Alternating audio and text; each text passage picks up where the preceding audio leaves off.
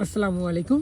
এই দেখেন এখানে একটা জালি কুমড়া হয়েছে, ছোট্ট একটা জালি কুমড়া।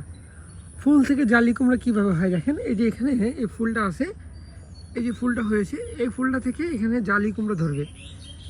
এটা 2-3 দিন পর যদি আমি আপনাদেরকে আবার ভিডিও আকারে দেখাই, দেখবেন এই ফুলটা পরে জালি কুমড়ায় পরিণত হবে। যেমন এখানে এই জালি কুমড়াটা দেখতে পাচ্ছেন, এটা কিন্তু একটা বড় ফুল ছিল। এখানে ফুলটা এখানে চুপসে গেছে, যাওয়ার ফলে এখান থেকে এই জালি কুমড়োটা হয়েছে।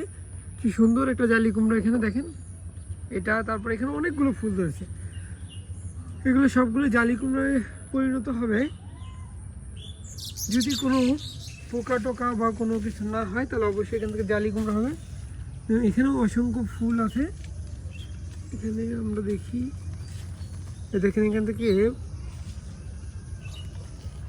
মৌমাছির মতো একগুলো প্রাণী এগুলো মধু সংগ্রহ করতেছে কি সুন্দরভাবে।